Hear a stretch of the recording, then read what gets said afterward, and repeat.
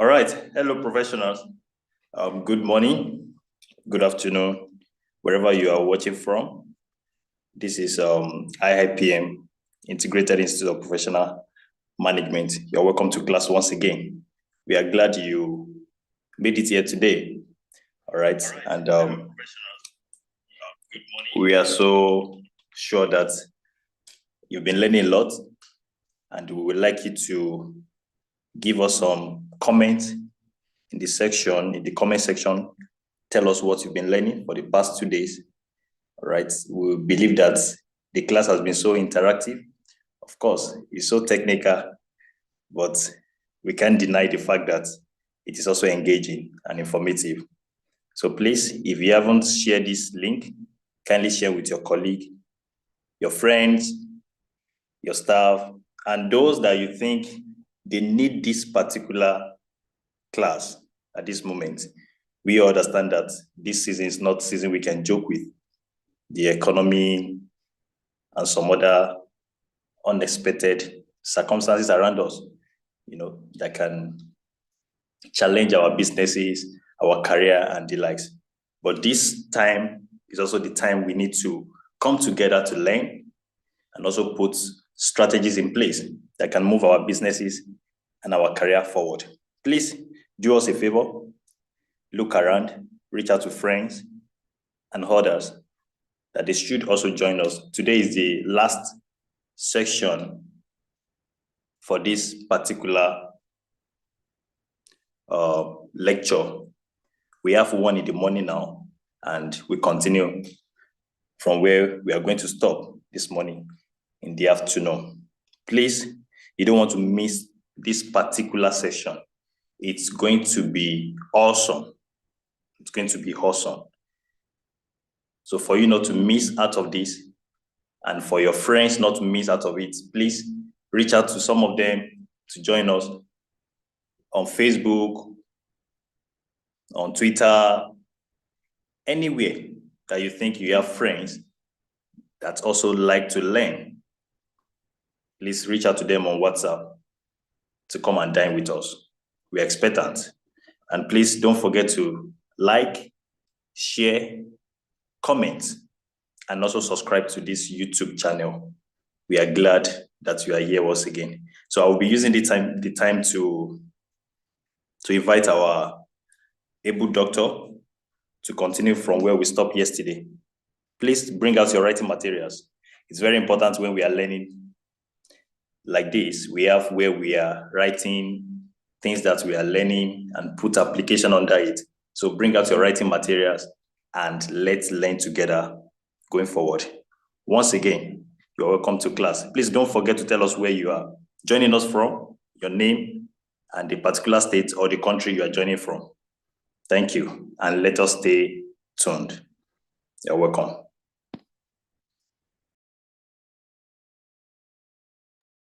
All right, Nami, thank you so much. And thanks to everyone for joining us once again this morning. It's another wonderful time to learn, and I want to welcome everyone to this program. It's been amazing. It's been 2 days of intensive learning, and I trust every one of us had been learning something, one thing or the other. So one more time, you are welcome. And as Dami had rightly pointed out, if you have not shared this link, please go ahead and share the link. Today is the last day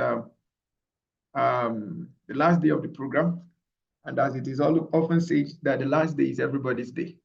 Okay, the last day is everybody's day. So go ahead, share the link, invite someone, and let's all learn together. If you're joining us for the first time, welcome. If you've been in this class since we started, I would like you to do something for me, which would be a source of motivation to us here. Please kindly use the chat room and tell us what you've learned in these 2 days. I've received quite a number of feedback.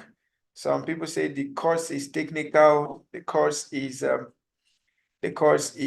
deep, and all of that. So let me know, what has been your experience so far in this course? I know quite a number of us have been consistent for these 3 days. So let me know what the experience had been for you. When we started the course, we actually stated that the course is essentially for those who have already had some advanced levels of learning, not for beginners. Okay, so let me know what your learning experience had been. I would like to see your comments in the chat room. What has it been like? Let me know what your learning experience had been like in these past 3 days.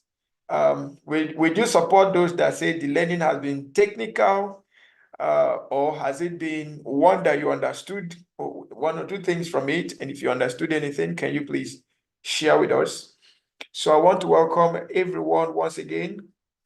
Today's class will be much more interactive, and so that I will know exactly what the feedback is like. So good morning, Mr. Gary Ehieze. That is my uncle. So uncle, you're welcome. So good morning, Mr. Ikechukwu Ituma. Good morning, Miss Sandra Kotei. Good morning, Kaka Baby. Please, Kaka Baby, can you please tell us your real name? We know this could be your YouTube handle. Can you please tell us your real name so that we can address you by your real name? Good morning, Asupo. So good morning, everyone, and welcome. If you've not shared the link, let's go ahead and share it and invite every other person. But much more importantly, I want to know what your experience had been in this class. Okay, has it been one that you've been learning from, and I mean practical application, or will I get more feedback on how technical it has been, how stressful it had been? So let me know what your experience had been. Has it been one that is worth it? Worth your time?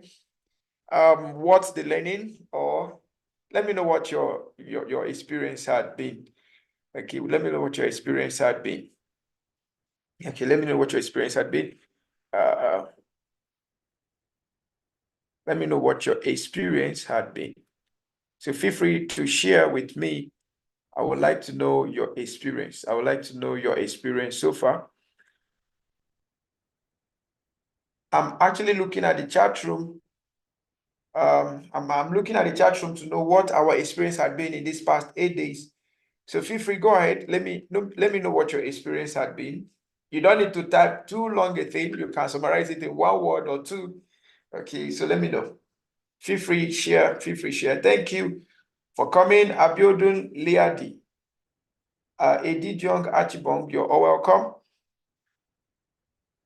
So as we begin to round up, it's good we will get feedback. You know, all we've been talking about is change management, and not just change management, but we are looking at agile, or perhaps strategic change management. And one of the things we keep talking about in strategic change management is feedback, integration, reintegration, and then continuous improvement. So before I start up this morning, let me not assume that everybody is learning so well, and let me not assume that nobody is learning, but let's confirm to the dimension of what we've been learning. So feel free to give us a feedback. Just now, let's share. Okay, so Kaka Baby is Kasara Chimwachuku. So you're welcome, Kaka Baby. You're welcome, Mr. Patrick John Ejembi. You're welcome. So I know quite a number of us have been here since day one, and I know all the people that have been here from day one. Okay, so I know Mr. Gary Eheze has been here from day one. Ikechukwu has been here. Sandra has been here.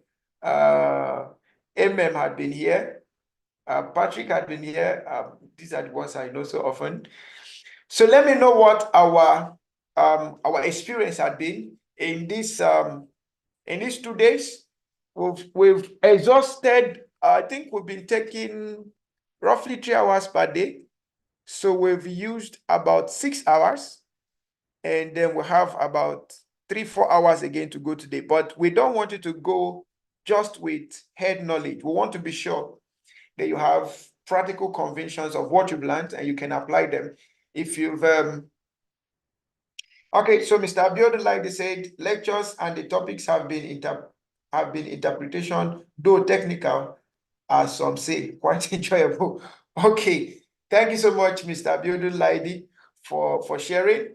Okay, so let me get more feedback. And if in any way you have any area of this topic that tends to be too technical, you need explanation, please feel free to share with us, because the reason why we are called professionals is that we can provide solutions using the knowledge of what we know or of what we have.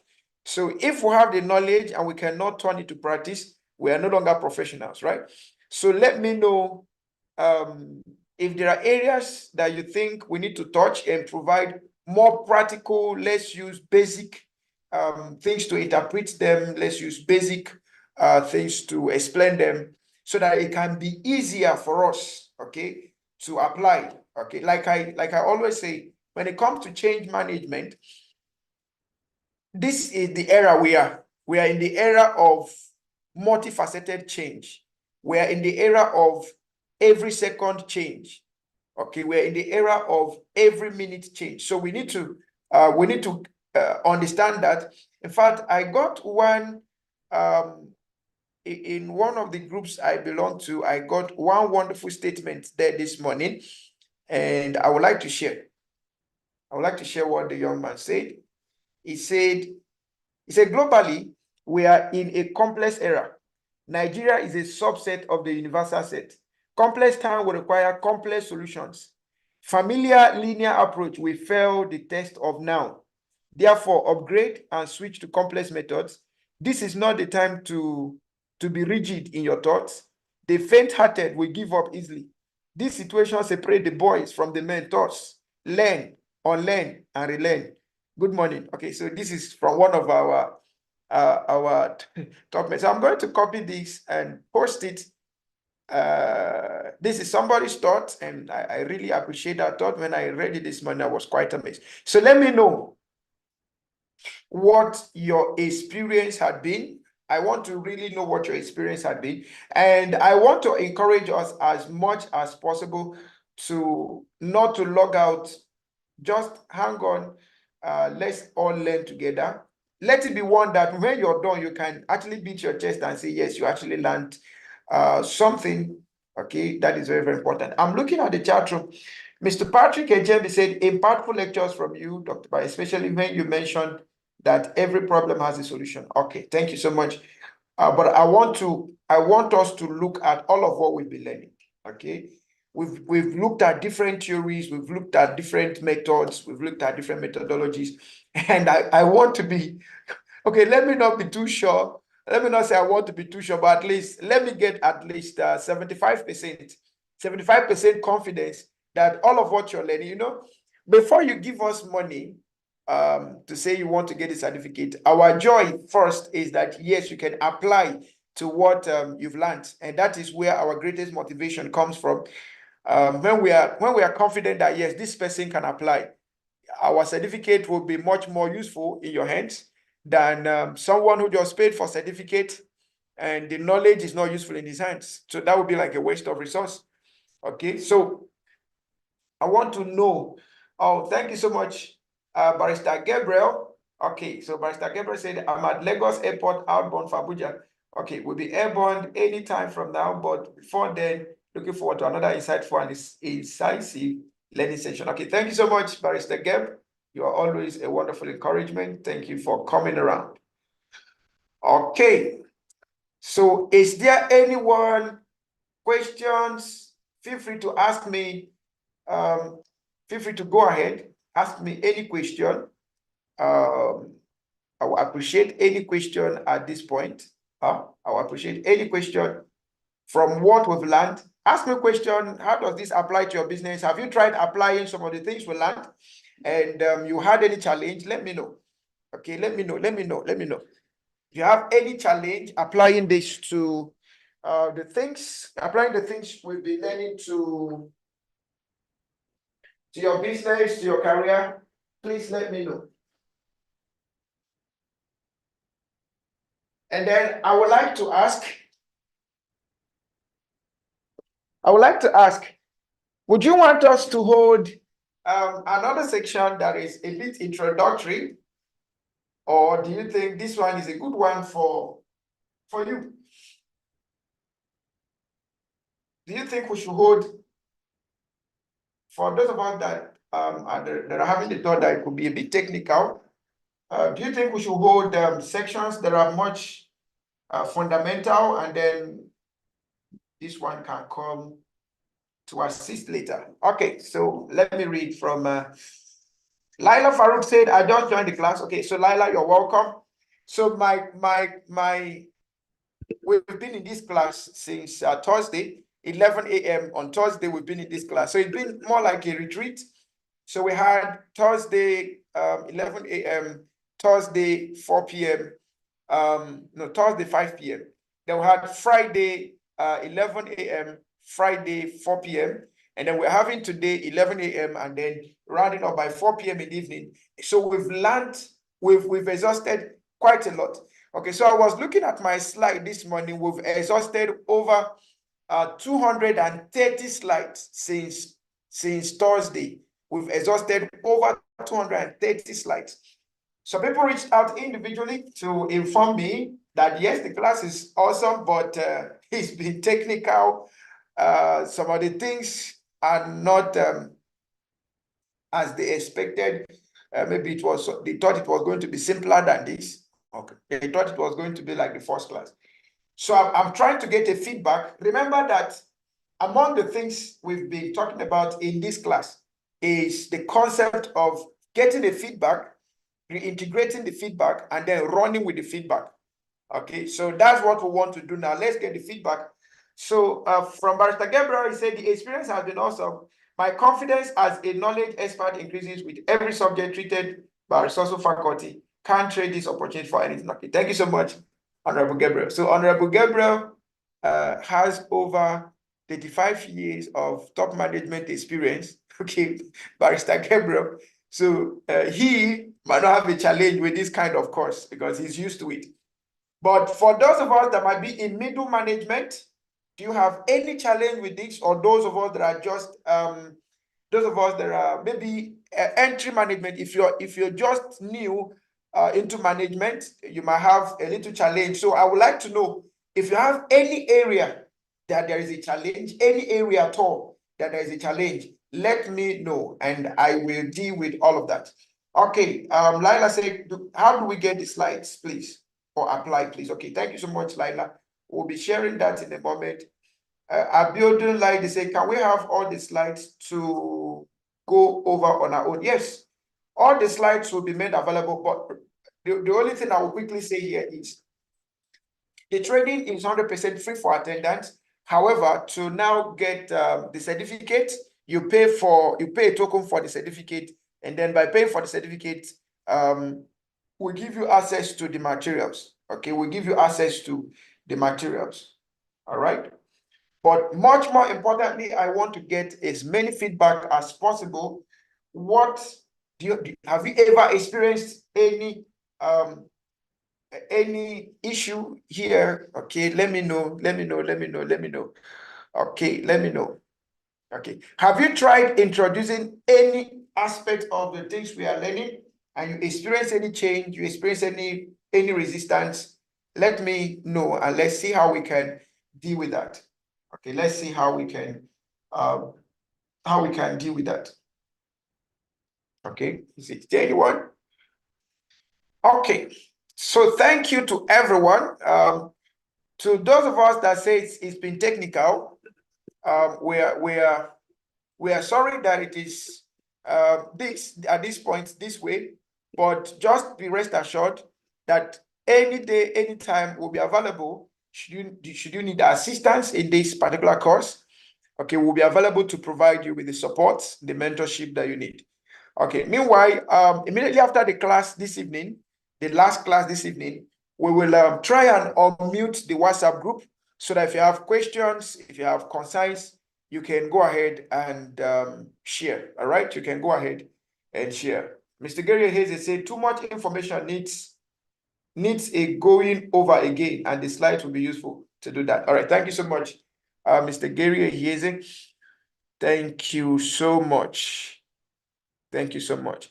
Okay, so without much ado, I would like to proceed.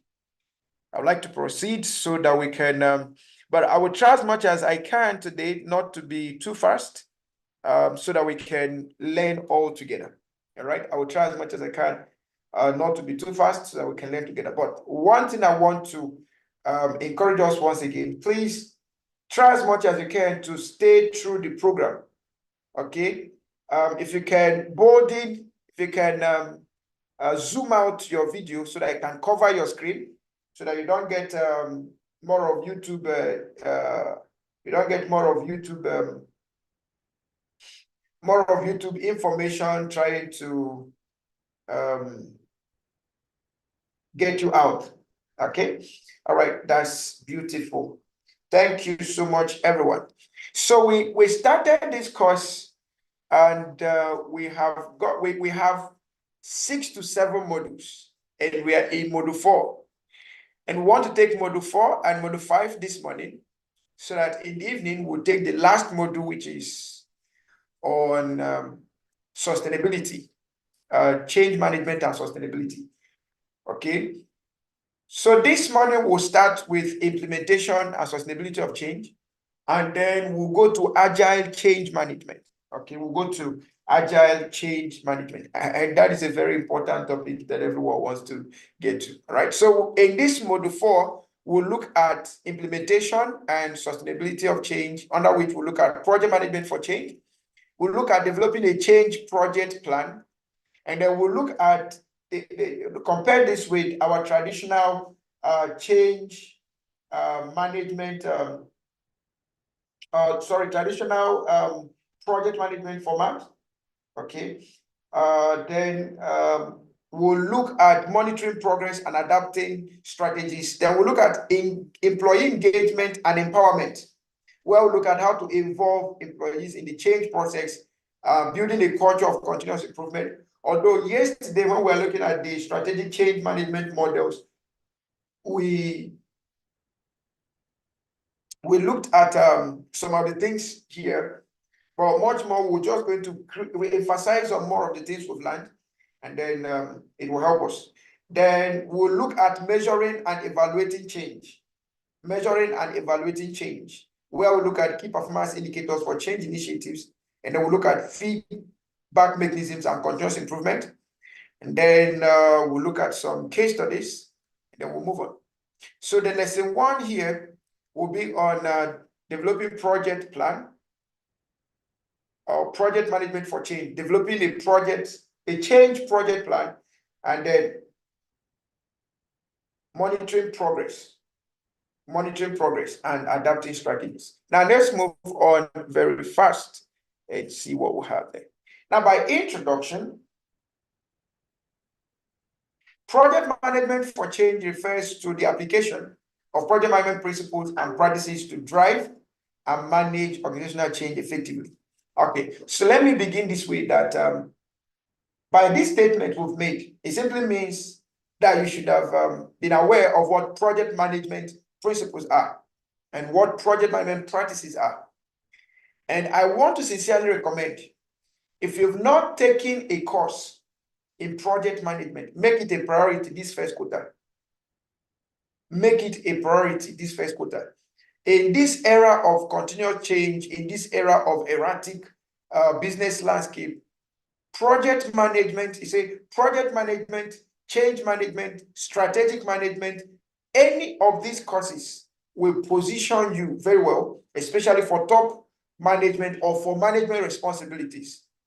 Because with this knowledge, you'll be able to provide strategic leadership, provide strategic oversight to the people you're leading. So if you've not taken a course in project management, please, I recommend that you do so. If you've not taken a course in strategic management, I recommend that you do so. If you've not taken a course in change management, of course, I've been hammering on this. I'm not hammering on it because I am so much in need of your money, or we are so much in need of your money. No. This course we are taking now as a free program. I will recommend that you come back after 3 months so that you can find the actual cost of this program. Maybe by that time, you appreciate this particular moment. Last year, November, December, we did a program. And I think after we did the program, The certificate was about 50,000 naira. Yeah, 50,000 naira. And we gave up to January 30th for anyone who was interested.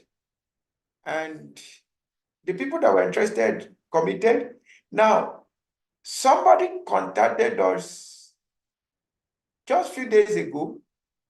And when she called, we told her that that particular certificate is 150,000. For her to have attended the course, she was to pay 150,000. And she was like, oh, but she attended the program in November last year. We said, yes, but we gave you also a timeline for you to be able to make most of the benefit. So now she had to pay 150,000 naira. Was it day before yesterday? She paid 150,000 naira because she needed the certificate. And we don't want you to be in that shoe where you come back, we now tell you, okay, this particular program is 175,000 or 200,000 naira, and you'll be like, ah, but I did the program last 2 weeks. It doesn't really matter. Okay, so we are encouraging you, okay, to make the most of the opportunity. However, I'm making this recommendation. If you've not taken a project management course, I think by Monday, all our calendars will be pushed out. So feel free to get the ones that will get you to what you need this year. Project management remains your number one.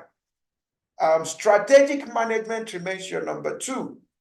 And change management remains your number three. So three of them will give you an edge. So now, if we're taking this course, now if anybody has taken project management and you're taking this course, everything we'll be talking about here will look like they are easy, they are simple, they are things you're aware of.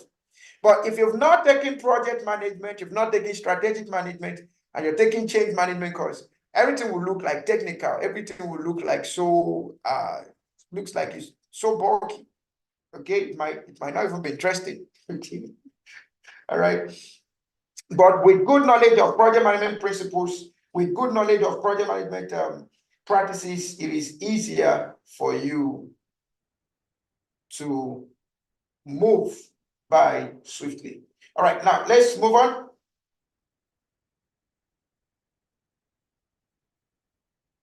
Let's move on very fast. Change is a constant in today's business world, and organizations often need to undergo various transformations to stay competitive, adapt to market trends, and to respond to internal and external factors. Now, key aspects of project management for change. Now, this is the place I want you to pay attention to. Okay, this is the place I want you to pay attention to. Now, these aspects are not exactly the same as project management. So now, in project management, yes, we talk about change configurations and all of that. That's great. But if you look at change management and project management, we don't really talk about the change management framework. Rather, we'll talk about the change management configuration. Okay, change management configuration. And what is the difference between change management framework and change management configuration? Change management framework is establishing some sort of governance layout on, through which you can manage change. While change management configuration is a sort of plug and play, okay, so you already have a setup that helps you manage change. Configuration is like patterns that have already been created for change management. A framework is a guiding principle or how you can put up the configuration. So change management framework helps you to develop change management configuration. Okay, so framework is like the foundation, the governance structure through which you can manage change. So it then provides you with change management methodologies, change management approaches. Now, in the configuration, it only gives you step-by-step approach through which you can manage change. So it can tell you stage one, do this, stage two, do that, stage three, do that. But in change management framework, it gives you different approaches, different methodologies that you can use to implement the configuration. Did you get what I'm trying to say? Okay, so here you look at the change management frameworks like the ones we dealt with yesterday. We talked about the Lewis methodology to change. We talked about the ADKA. We talked about the quotas and 8-step theory. So whichever one you want to use, you need to understand them and then be able to change them or move them to your change management configuration in project management. Now, the next thing is for you to develop a project plan. Okay, developing a detailed project plan, aligning the tasks, timelines, and resource requirement, and identifying and involving key stakeholders early in the project planning process. Now, when you are dealing with project planning, of course, we understand that change is constant. And that's why we tell you that when planning for your project, you make your project plan flexible. Okay, your project plan need to be flexible. By us saying flexible, we're saying this is prone to changing. Okay, now the inherent nature of risks in a project plan makes the involvement or the inclusion of change a certainty. When we understand that risk is mandatory all through the project planning and through the project phase, then we understand that change is mandatory. Okay, so that helps us. So project planning with the understanding of change management helps us, right? Then you have communication. We've said it over and over and over again that the backbone of successful change, the backbone of every successful change is what? Is effective communication. And of course, we establish in project management too that effective communication is the life wire of a successful project. So when there is poor communication, projects are hampered, change initiatives are hampered, transformation is hampered. So you want to make sure that you implement a robust communication strategy to keep all stakeholders involved about the changes. And you also need to get to know something, that projects are initiated by change, and projects can initiate change. So projects and change go hand in hand. Projects can initiate change, and changes can initiate project. All right. Now, one thing about initiation, whether it is initiating change via project or initiating project via change, one thing about change is when the communication is not well understood, it could lead to rework, it could lead to project rejection, it could lead to change rejection. And you don't want that. Okay, so you want to be sure that communication is effective, well understood, well transmitted. And I said this, was it yesterday or the day before yesterday? Effective communication is transmitting the right information through the right, to the right person, in this case, to the right stakeholders at the right time, through the right medium, at the right frequency. Okay, through the right channel. Communicating the right information to the right stakeholders, or transmitting the right information to the right stakeholders at the right time, at the right frequency, using the right channel or the right medium. So there are 5 components that you want to check in an effective communication. I'm not talking about now looking at the components of clarity, concise, understandable. No, I'm looking at let's assume that this information is complete, but you now want to transmit it, right? For you to make it effective, it has to go to the right stakeholders at the right time, at the right frequency, using the right format, and using the right channel. All right, this is very, very important. All right. Still on the key aspect of management, project management for change, there should be stakeholder engagement. Understanding all of the stakeholders involved in the change management process is critical for effective change. Is critical for effective change. Is critical for effective change. Okay, it's very, very critical. Now, when you take a look at project management, when we look at stakeholder management, one of the key things we do there first is to identify the stakeholders. And by identifying the stakeholders, you want to know their impact. So after identification, you want to do what we call stakeholder analysis. By doing stakeholder analysis, you are identifying their roles, their impact to a particular change initiative or to a project. Now, by understanding the level of their impact could come in terms of influence, their impact could come in terms of power exaction, their impact could come in terms of urgency, their impact could come in terms of the nature of authority, the exact. Okay, so whatever be their impact, you want to analyze their impact and know how to engage them. how to engage them. For instance, when you take up a change initiative and you have a sponsor, okay, you have, let's assume that part of your stakeholders, you have a sponsor who is sponsoring financially. He's taking up exclusive sponsorship of the project. And then you have a stakeholder that is benefiting from the outcome of the change initiative. Let's take example for NGOs. So you have a sponsor sponsoring your change initiative program, and then you have the people benefiting from the change initiative. In this case, they are the end users of the project. Now, you will agree with me that the way you will engage with the sponsors is not the same way you will engage with the end users of the project. Why? Because each of them have their own roles, each of them have their own impact. Now, if the communication with the sponsor becomes ineffective, that project could be stopped.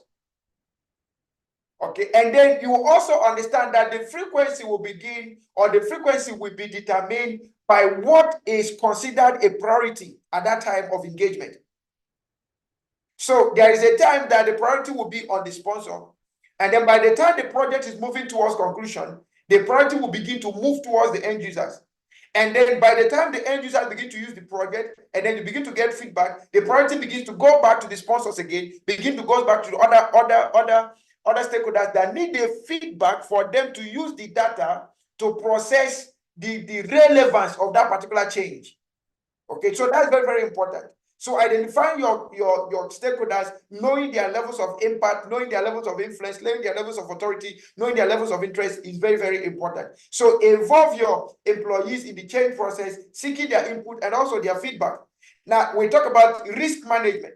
Identify potential risks associated with change and develop mitigation strategies. This will become easier for you if your change management plan, or perhaps your project plan, right? You have defined your project plan. Now, when you're defining your project plan, okay, I would like you to follow me very carefully. When you're defining your project plan, there are three major components of your project plan. Note, I'm not talking about project management plan. I'm talking about project plan. So your project plan is like your task plan, your operations plan. Your project management plan is like the general governing framework for which your project will be executed. So your project management plan contains more of your policies and your procedures. Your project plan tells you what needs to be done per time. It tells you the tasks that need to be done, all right? So your project plan is what we're more focusing here, all right? Okay, so now, your project plan has basically three elements. The first element is called scope. And scope is the breakdown of the work that need to be done. Scope is the breakdown. So in the project management class, there is what we call the work breakdown structure. Work breakdown structure. So when you have a scope, your scope is broken down into smaller manageable components called the work breakdown structure, or the WBS, right? The WBS. We either call it work breakdown structure or you call it WBS, right? Okay. So when you have your scope in terms of work breakdown of WBS, the next other component that you want to add to it is called your time or your schedule. Project management believes that every task must have a beginning and an end. Every task must have a start time and a finish time. Project does not work like operations, where you start, but there is you don't think of finishing.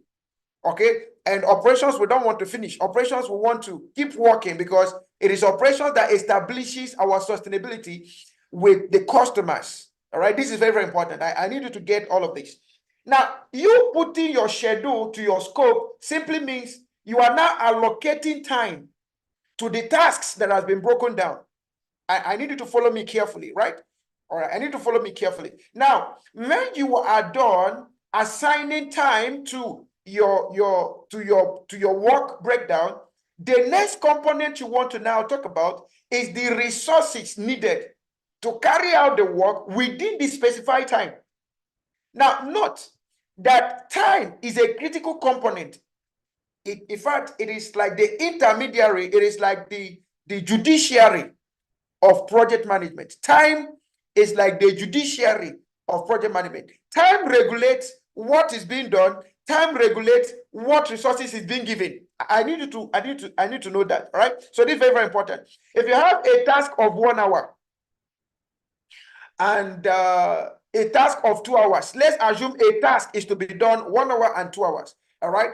Time on its own, that 1 hour and 2 hours is by default telling you the amount of resource, the volume of resource that will be needed for 1 hour and that will be needed for 2 hours. So let me summarize what I'm trying to say. So your project plan has 3 elements: your scope, which is your work breakdown structure, the tasks that need to be done; your schedule, which is the regulator of when to do the particular tasks that are being done; then your resources or your budget, which determines both financial and non-financial resources needed to complete the tasks within the specified time. Now, this is where I'm going to.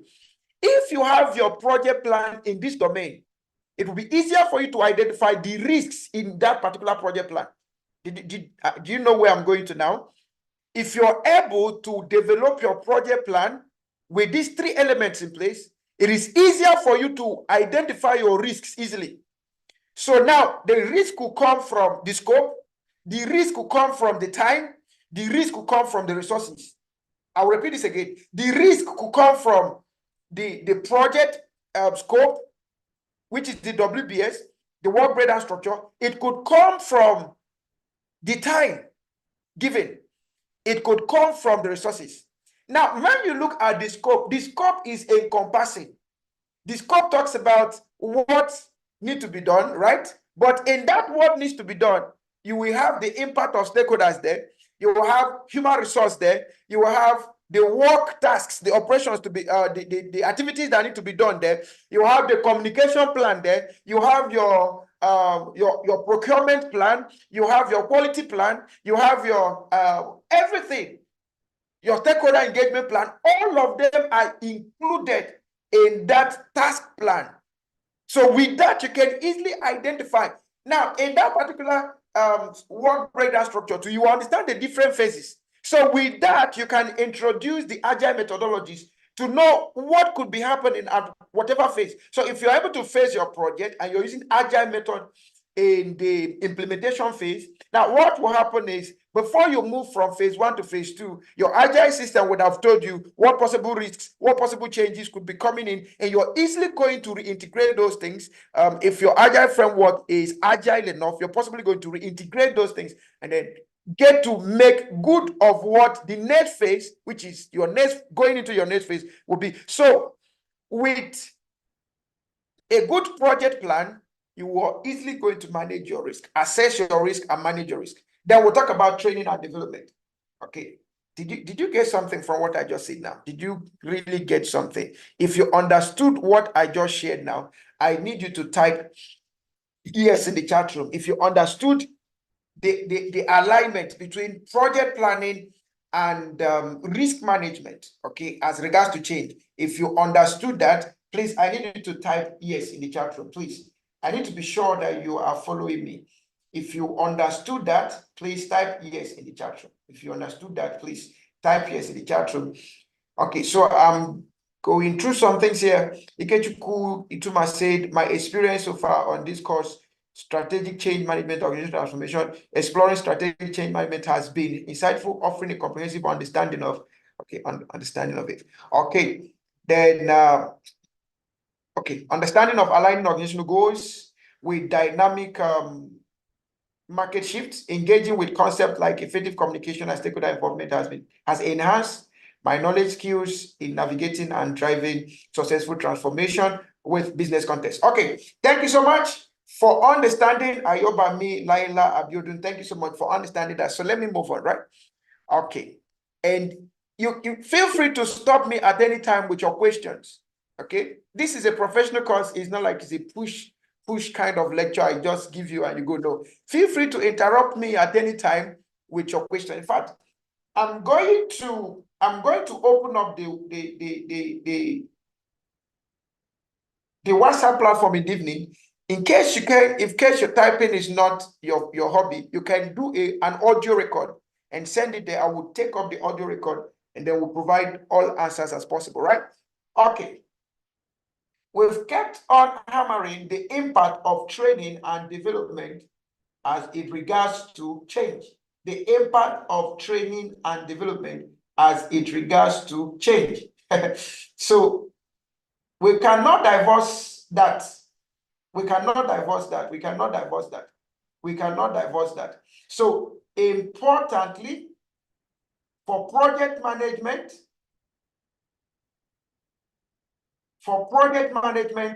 to have impact, have impact on change management, there must be continuous training and retraining. And let me even inform you about something.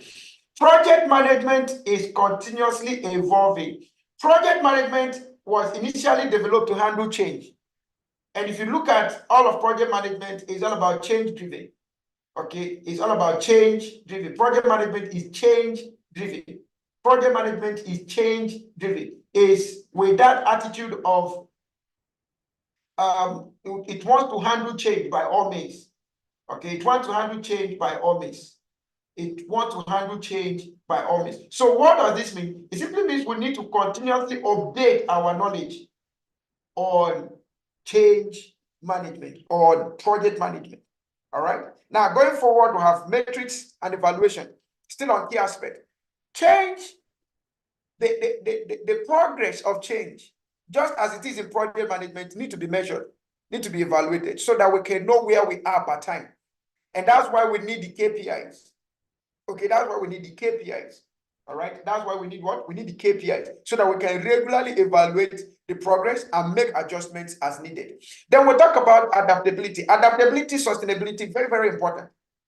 You know, for every project you want to do in contemporary times, it must include that aspect of sustainability. Your project must include that aspect of what? Of sustainability, that aspect of adaptability. Very, very important. Dealing with emerging issues so as to handle the benefits of the future.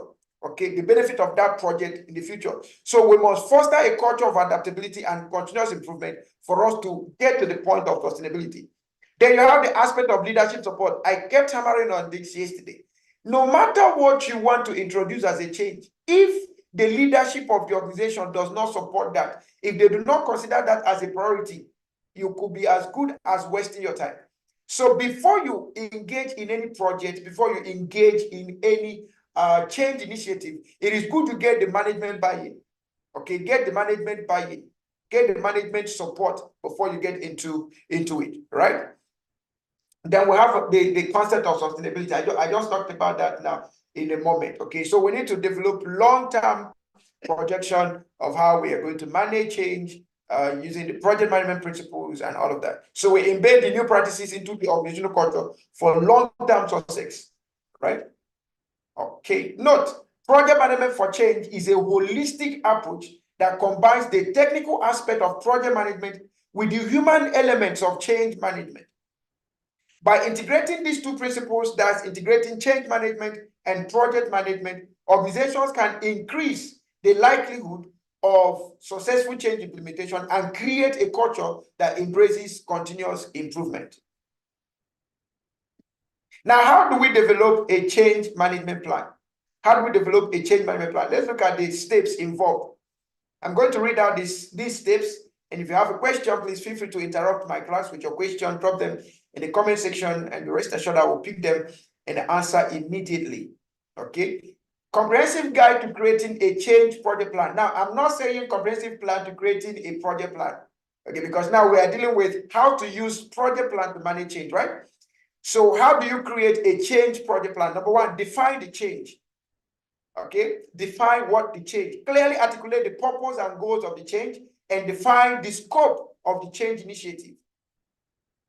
You could begin with yourself.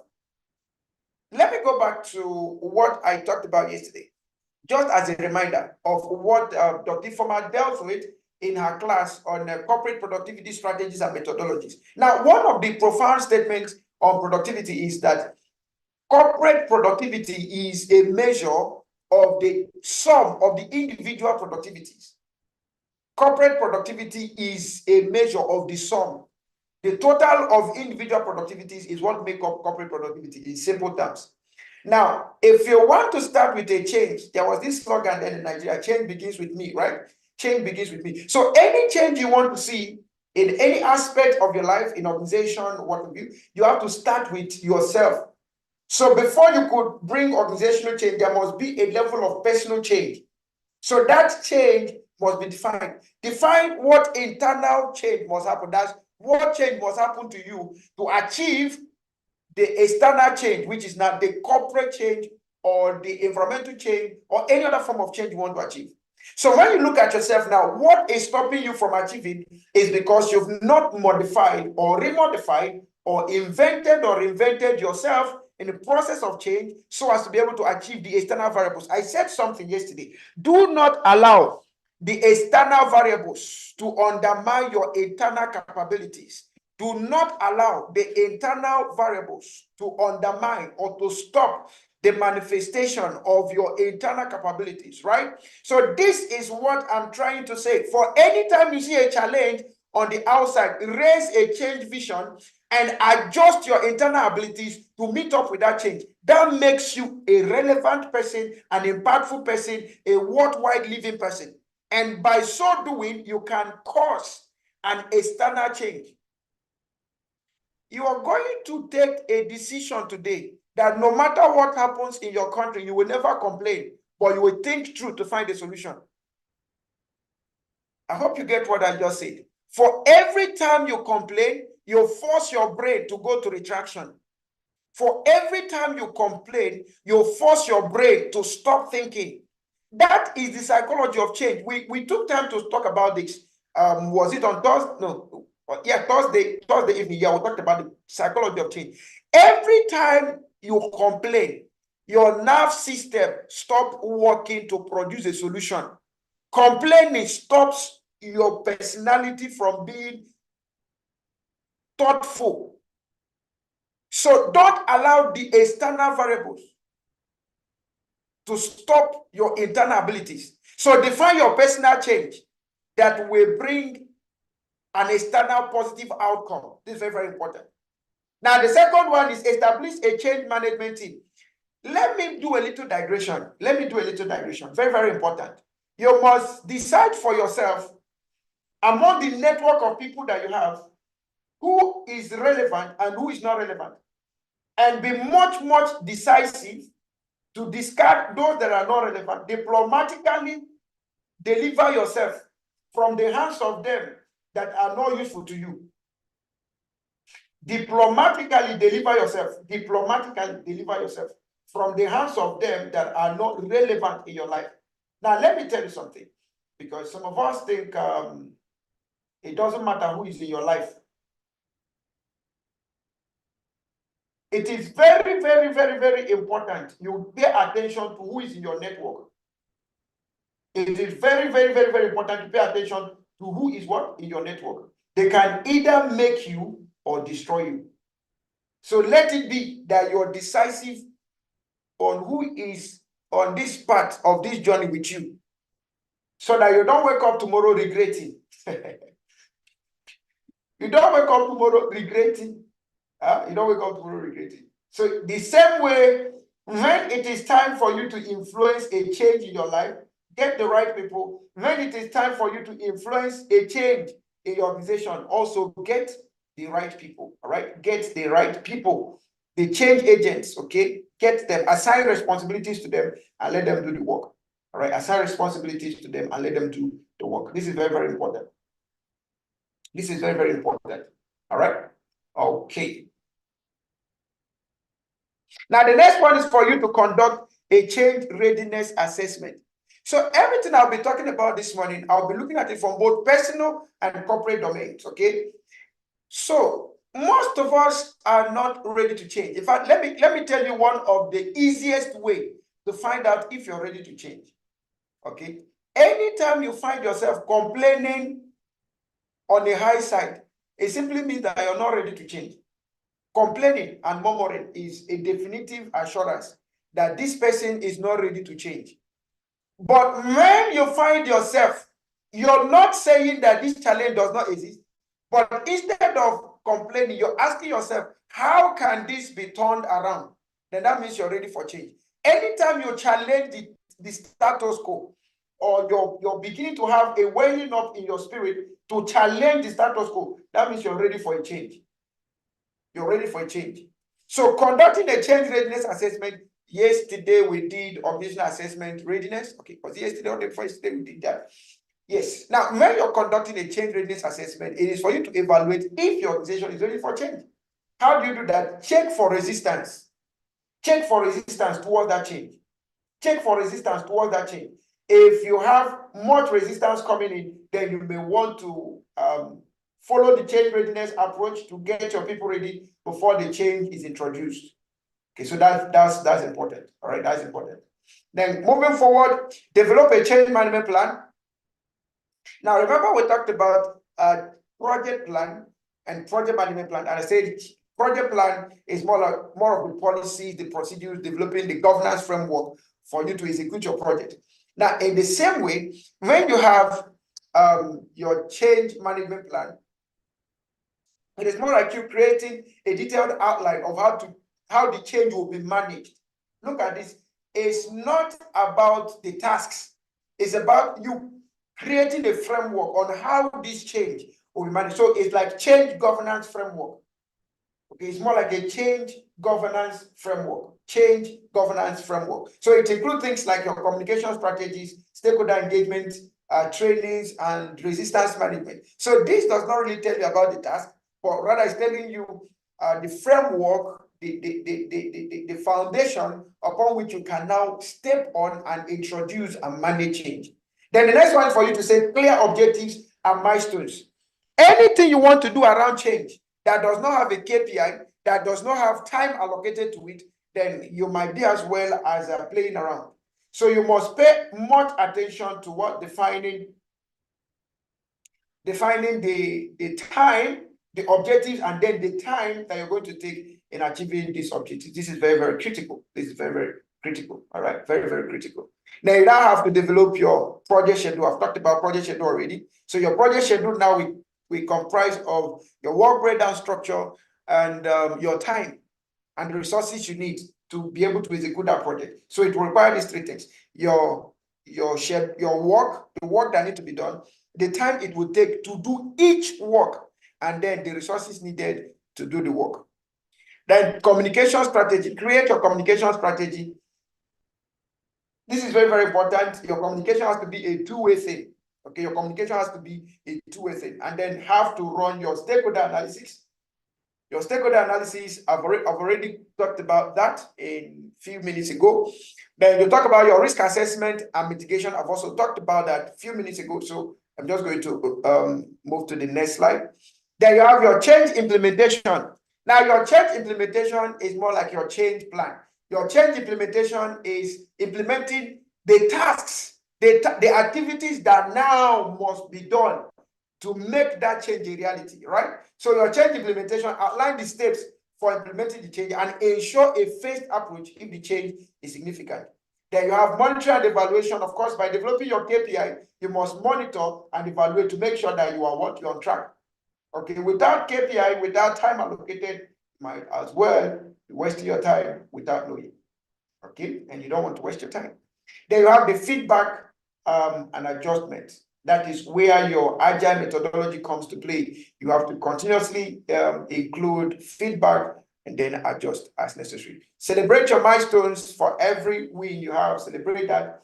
In the psychology of change, we told you that when you celebrate the changes, it motivates the brain to do more. It motivates the people, it motivates their brain to take more responsibilities and do more. All right, that is very, very important. Okay, that is very, very important. Then you have sustainability plan. Okay, as part of your change project plan, there must be sustainability. Any change you want to initiate, think of it in the long run. Think of it in the long run. Now, do you know one thing? In entrepreneurship, I think this February, our mini MBA in entrepreneurship, innovative entrepreneurship, entrepreneurship and innovation management, I think it will be coming up starting this month. It's a 3-month course. So prepare yourself, guide yourself, Prepare your wallet. Okay, prepare your wallet. That is very, very important. Prepare yourself, guide yourself, prepare your wallet. All right. Now, in today's kind of entrepreneurship, the problem with most people when it comes to entrepreneurship, and if not all of us, all right, because I'm part of what I'm talking about now, I've experienced it over and over again. Okay.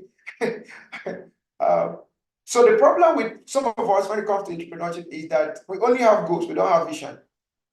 We only have goals, we don't have vision. And even with the fact that we have goals, our goals are more like the short-term and medium-term goals. We don't even have the long-term goals. Assuming we have longer-term goals, would have been helpful.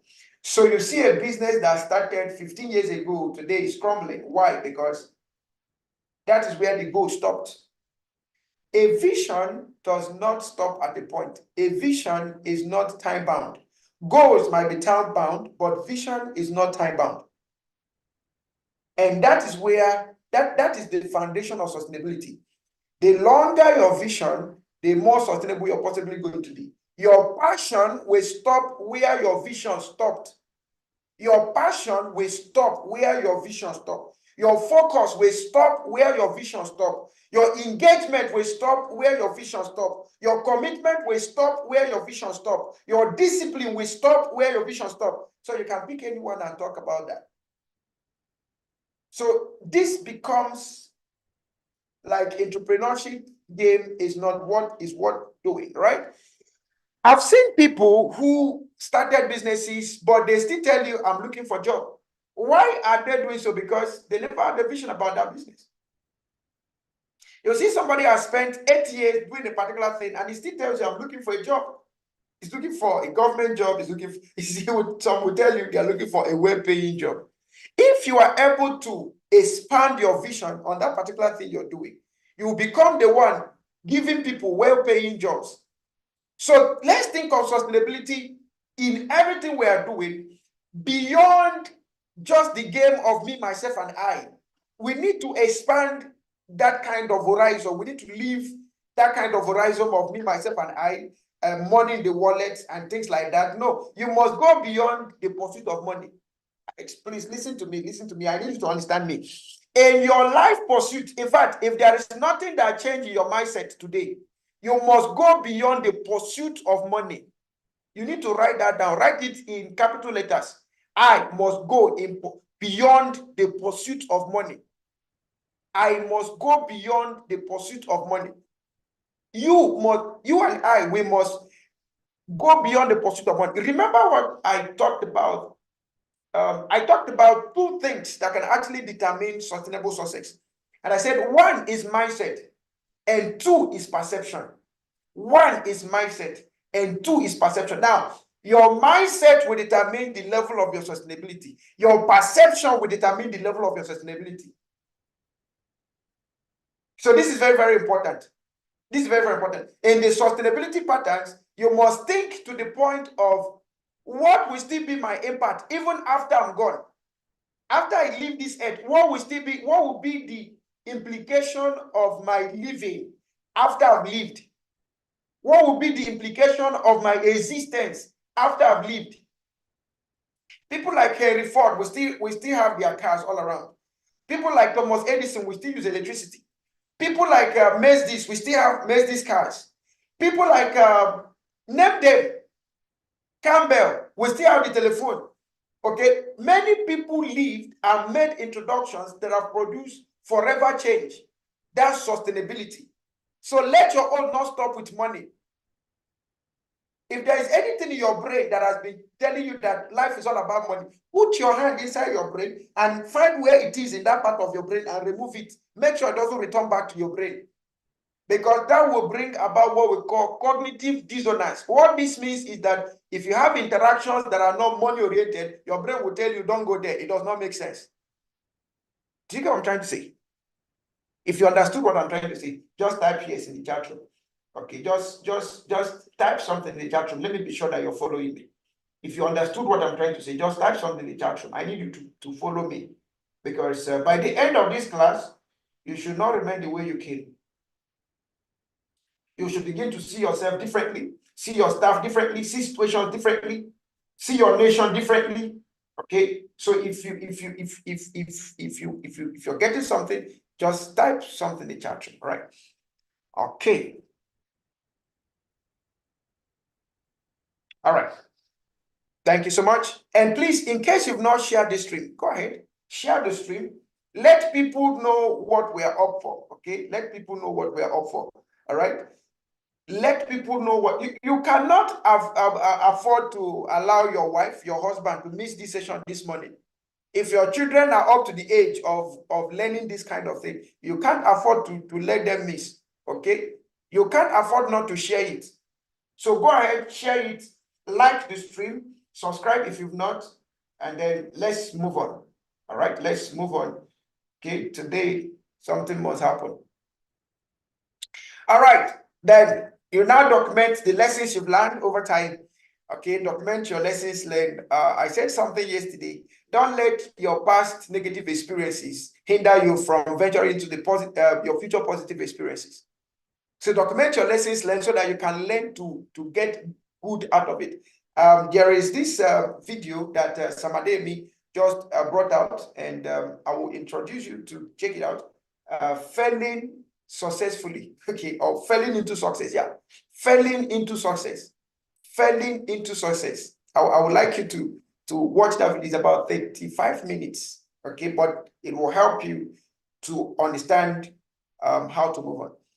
Now, the next phase of your guide on change project plan is your closure and transition, and then you have your post-implementation review. After the project has been done, you've transited, then you want to review after the project, what happens, and then you make room for continuous improvement. Note, by following these steps, you can create a comprehensive change project plan that addresses key aspects of change management and project management. Adapt the plan based on the unique characteristics of the organization and yourself, okay, and the specific nature of the change initiative. Regularly communicate with stakeholders and be agile in adjusting the plan as needed.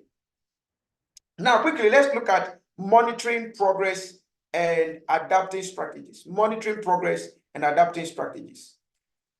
Now, the step-by-step guide on how to monitor and adapt during a change initiative. Number one, establish a clear objective. I'm just going to read them out. Establish a clear objective of what needs to be done. Then implement monitoring mechanisms. By implementing monitoring mechanisms, that means you have to get your KPIs ready, okay? And then you regularly assess progress, collect feedback and insights so that you can reintegrate them and get better with what you're doing. Then adapt strategies as needed. For the fact that we are in agile period, that means anything we're doing, we need to be agile. So as you're getting the feedback, you're adapting them into the whole system, and then you're working them again. Okay, so engage stakeholders in adaptation, and then iterate and continuously improve. Now, lesson 2, employee engagement and empowerment. How do you involve employees in the change process, and how do you build a culture of continuous improvement? Okay. Now, employee engagement and empowerment are critical elements for the success of any change initiative within an organization. Engaged and empowered employees are more likely to embrace change, contribute positively to the transformation process, and help drive organizational success. Now, if you're just joining us, please feel free to rewind the video and start from the beginning so that you can have a good understanding of what we're dealing with. Okay, if you're just joining us, please, I will encourage you to rewind, start from the beginning, and then come forward, right?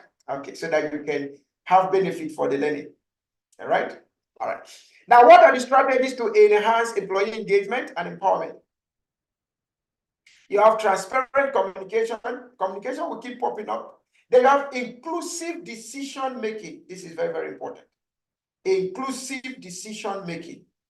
Inclusive decision making. Inclusive decision making. Then you have training and development. So this also will keep coming up. Training and development. And then you have leadership development. Develop your staff so that they can be empowered to do more. Okay. Then you have recognition and rewards for your employees. Remember that according to psychology of change, reward is a motivating factor to the brain. So people want to pay attention to what is rewarding. All right? Okay. Now have clear roles and responsibilities so that everybody will know exactly what they are up for. Okay. Then provide resources and support.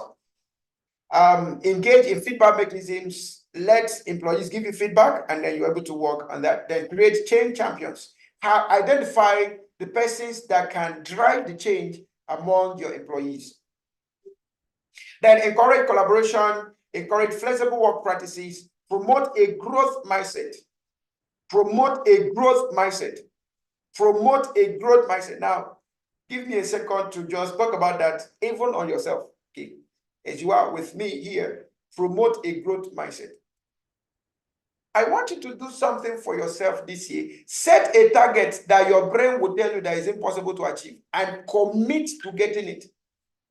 I repeat this again. Set a target for yourself this year that your brain will tell you that this is impossible.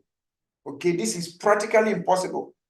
And then, irrespective of the fact that you know, or something in you tells you that this is impossible based on information available to you, I want you to still set that goal, but this time, commit yourself to driving that goal, even when all situations are telling you that it's impossible. Remember what we said yesterday? Subject your brain to a stretch. It will not break, it will only expand. Give yourself a responsibility beyond what you can handle, right? And then commit yourself through personal development, through capacity building, through active engagement in taking actions towards that thing. Now, one thing at the end of the day is this.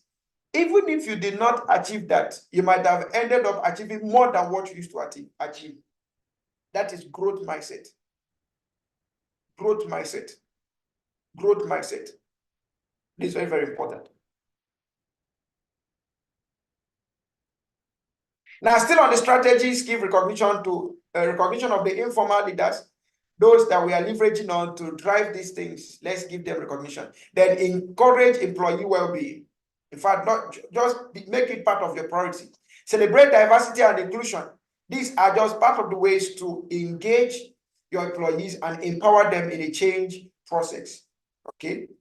Then engage in continuous communication channels. Establish different channels of communication so that people can be well informed. Empowerment through information is key. Okay, through seminars, webinars, all manner of ways to get people informed. Okay, emails and all of that. Then role modeling by leadership. Leadership must lead by example for staff to be able to follow. Right? Then there must be continuous feedback loop on all of this. Now, number 3, how do you measure and evaluate change? Setting KPIs and feedback mechanisms. How do you go about that? Your KPI, key performance indicators for change. What should be your key performance indicators for change initiatives? Number 1 is your employee engagement. Okay, what is your employee satisfaction and morale? What's their level of their participation in training and development programs? What's the employee feedback surveys? Feedback and surveys like. You can give these things rating in a scale of 1 to 5 so that you know exactly where you fall to. Okay, then you look at communication effectiveness, frequency and quality of communication. What is the rate? Awareness and understanding of change initiative among employees. What is the rate? So you can put a KPI of 1 to 5. Okay, we already established a template. I think it was in day 2 that we established that template. So you can use the template in a scale of 1 to 5. All of these concerns, you rate them. Okay, so you check also the adoption rates, rate of adoption of new process systems or tools in a scale of 1 to 5. When you want to introduce change, what do you rate it? Number of employees actively using new technologies or methodologies, you rate them. Okay, training and development, you rate performance, productivity and performance, you rate accordingly. Resistance and obstacles, you also rate.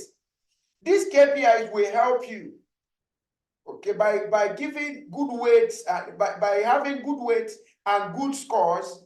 That means you're moving towards a good time. But if the scores and the weights are reduced, we talked about readiness index. Okay, we talked about readiness index. In case you didn't join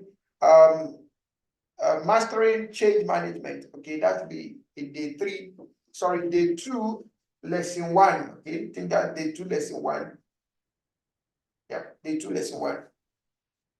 Change readiness, okay? So you can go back and watch that over and over again. I believe one of the things we do as soon as we are getting done is to put all of this in a playlist and send it out, okay? So you can easily get to know where we are at time. Okay, all right. Now you have also productivity and performance.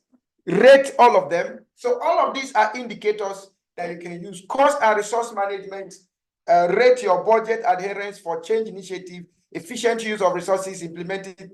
All these things are KPIs that you can develop. These are like templates. We're just like a template we are giving you. So you can have a scale of 1 to 5 for each of these sub KPI units. Okay, if you are in the training and development in department, this will be very good for you. If you are in procurement department, this will be very good for you. If you are in human resource department, this will be very good for you. If you are in strategic teams, whether it is public or private, this will be very good for you. If you're in a leadership team, top management team, this will be very good for you. So you'll use this template just in a scale of 1 to 5. Okay, you rate each of these things and get a feedback from them. Okay, then the time frame and timelines. You want to also check adherence to the planned timeline for the change, time taken for employees to adapt to the new processes, time resolution of challenges and roadblocks.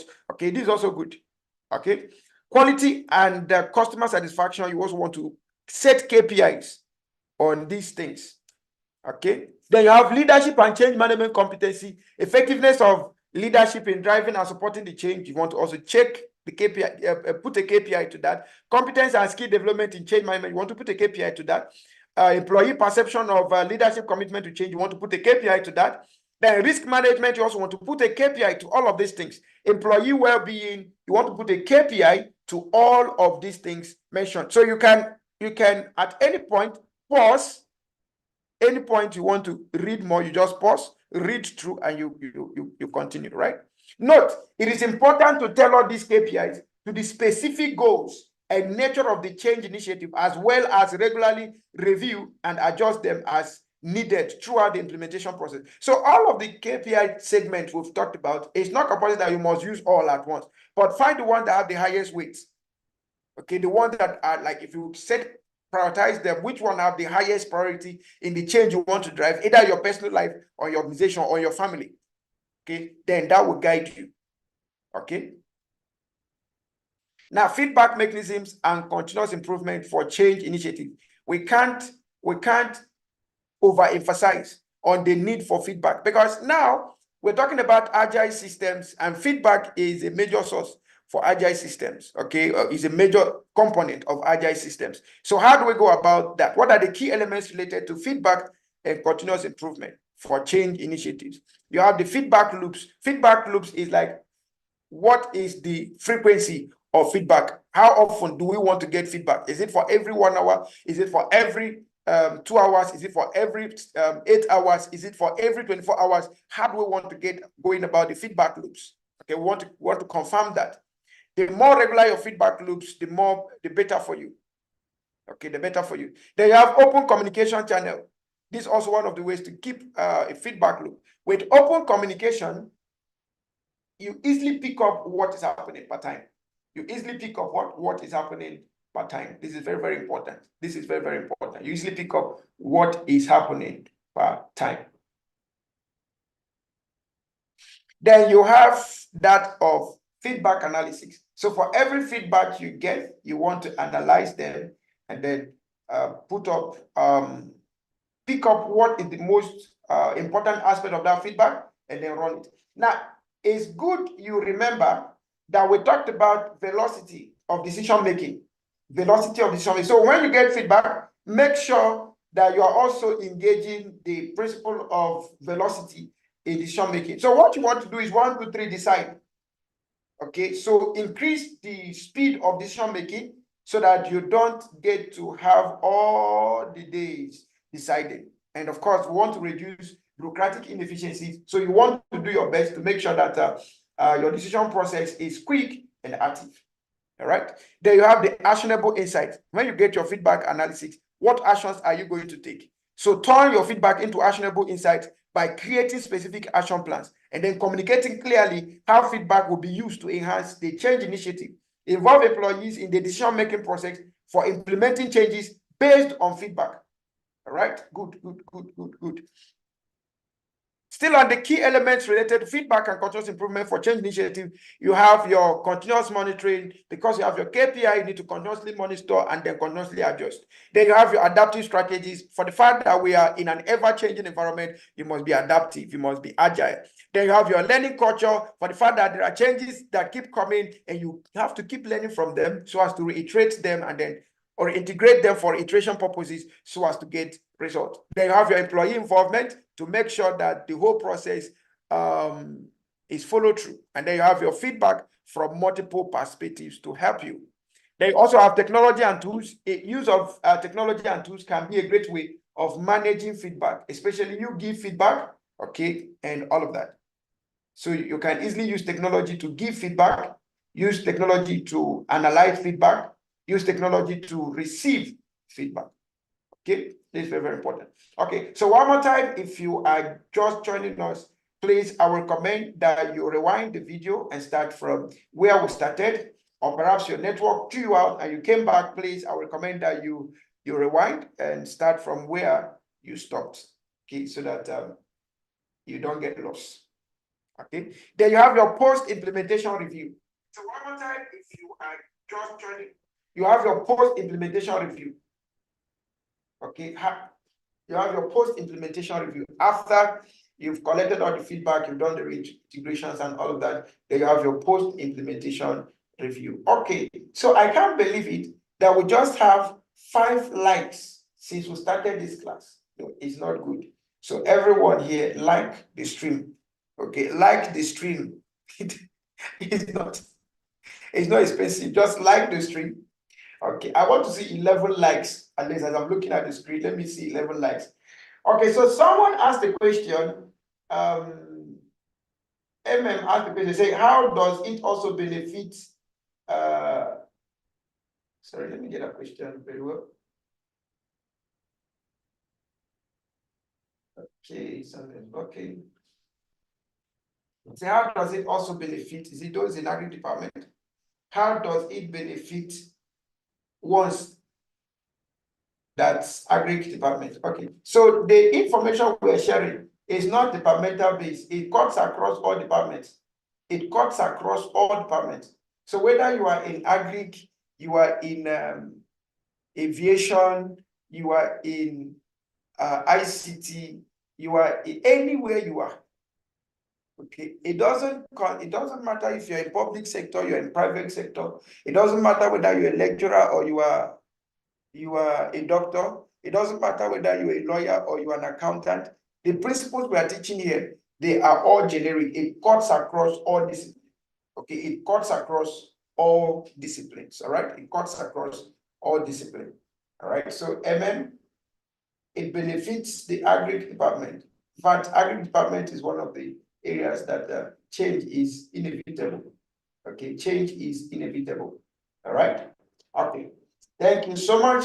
Now, in case you joined us and you've not told us where you're joining from, please feel free to let us know where you're joining us from. Okay, please feel free to let us know where you're joining us from. And in case you've not liked the stream, go ahead, like the stream, share the stream, invite someone to join, and that is very helpful.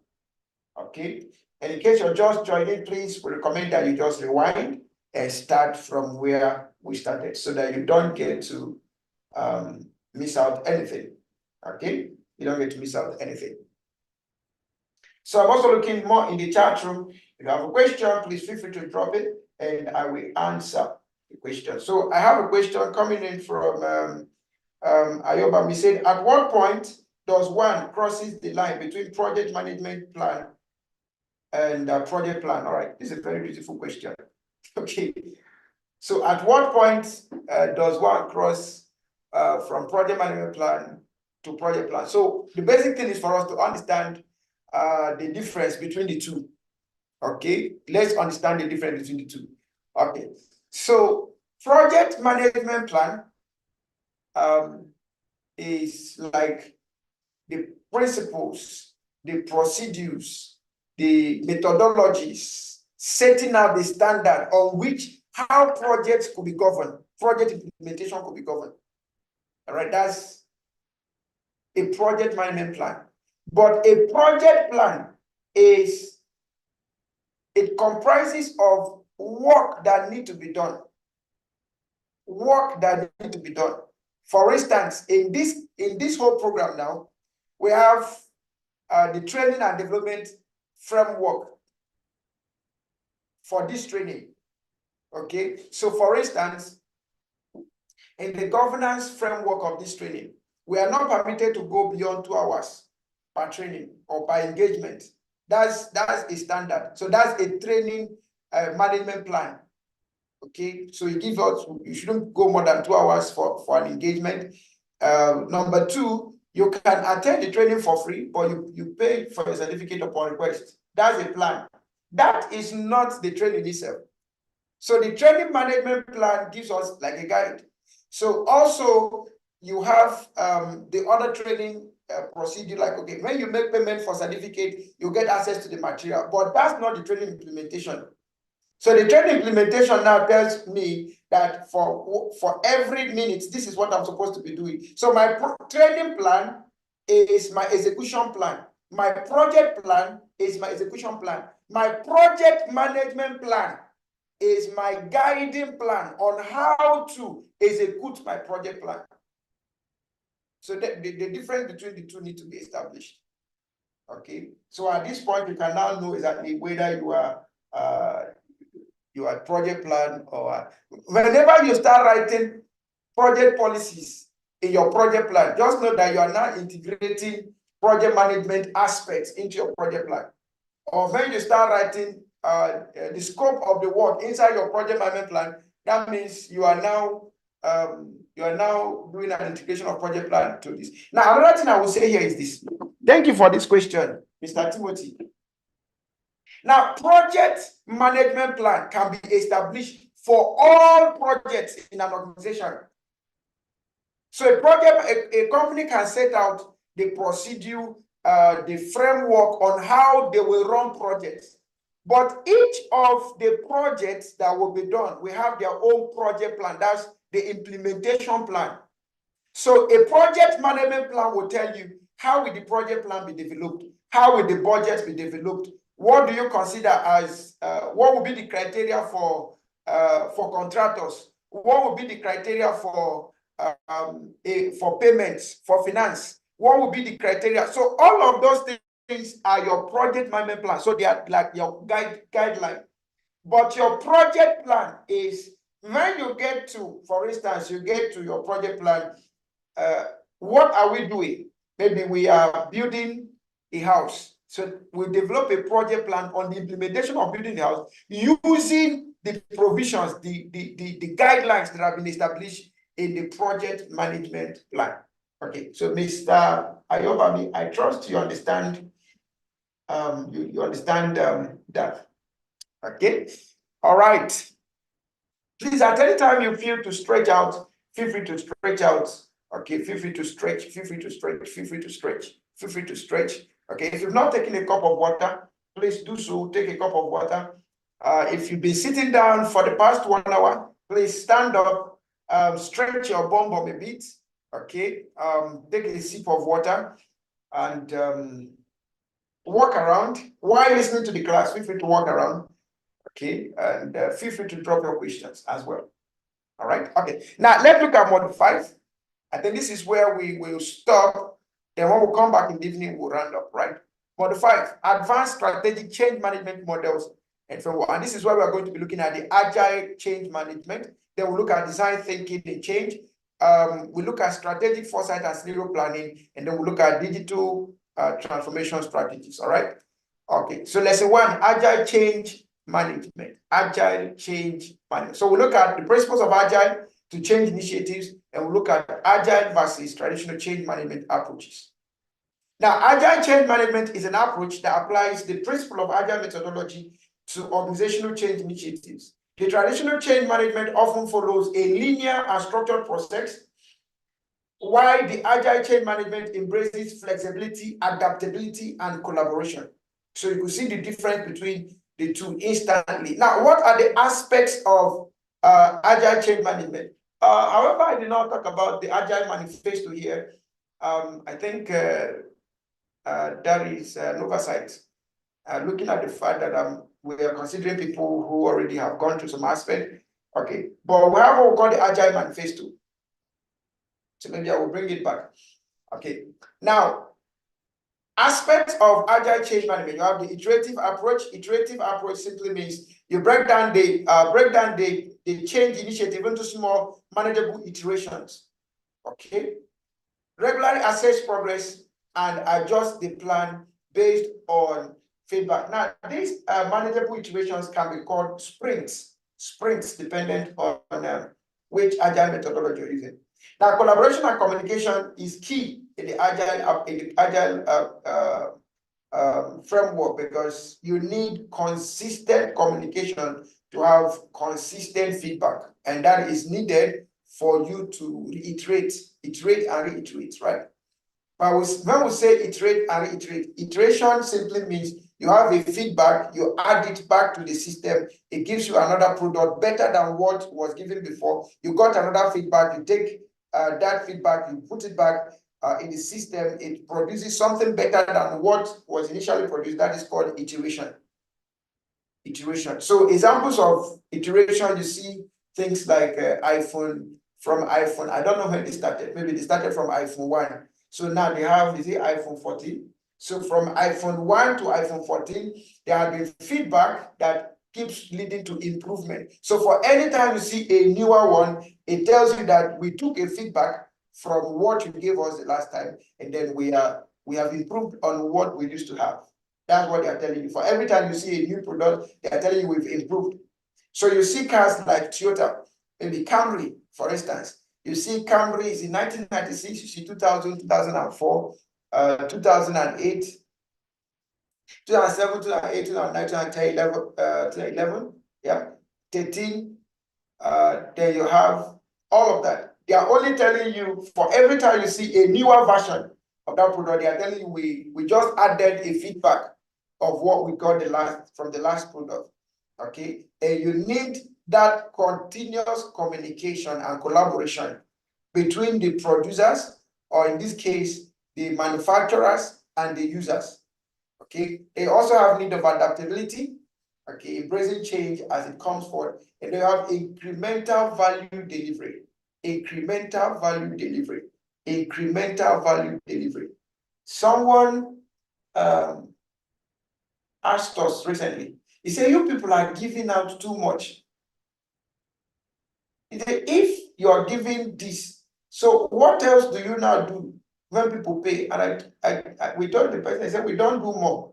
The same, what we are doing now is the same thing we do if you pay. Okay, the only difference is that if you're attending in class, you have access to food. You have access to food, and then seeing the lecturers one-on-one, and then having maybe much more human touch. Okay, but that's just it. But the question is, how then do we make our value incremental? If you attend IPM programs, they will tell you that what I learned yesterday, maybe the same course, the way I learned it yesterday, today is of a higher version.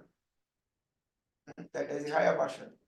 And then we also move you progressively. Yeah, we give you the best value at all times, but we also give you the opportunity to now move yourself to the next level. For instance, you attend your programs for free, but for you to now have access to the certificate, you now have to pay. That is also incremental. Okay, you just have to progress in that order, and you move to the next level. So consider the things you want to do in incremental order. Now you have that of agile versus traditional change management approaches. Traditional, agile versus traditional. In simple terms, you have flexibility. Agile is flexible and more adaptive. Traditional follow a non-linear and predefined process. Speed of execution, agile is faster. Traditional is not as that. Stakeholder involvement, agile is faster in engaging with stakeholders, while traditional is not that. In traditional change management, you have to set meetings upon meetings upon meetings. But in an agile process, it can be done simultaneously as the project is going on, communication is going on, stakeholder engagement is going on. Risk management is faster than in agile than the traditional approach. Now, let's quickly look at design thinking. Design thinking is somewhat a new terminology that we use in problem solving. Okay, so it's a problem solving approach that focuses on understanding user needs, ideating creative solutions, and testing and redefining those solutions. When applied to change initiatives, design thinking enhances the change process by emphasizing empathy, iteration, and a human-centric approach. Okay. Now, incorporating design thinking into change initiative.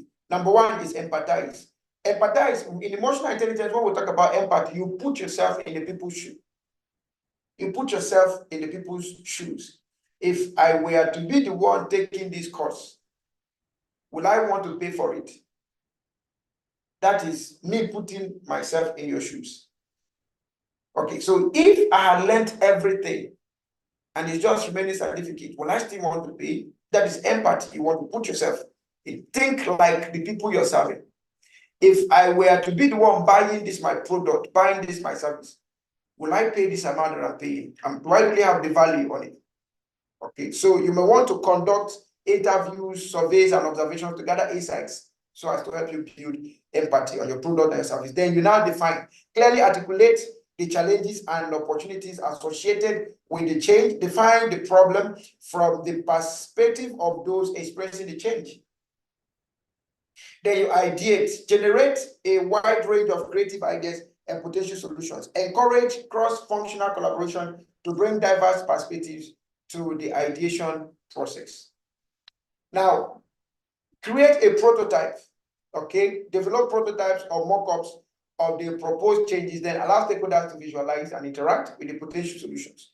Test the solution to be sure that it will solve the problem. So you have to create a pilot plan, okay, or a pilot program, which you will scale if it meets the need of the users. Then you implement, okay, scale up the validated solution based on the feedback received during testing, monitoring, then monitor and measure the progress, measure the impact of the changes as they are implemented.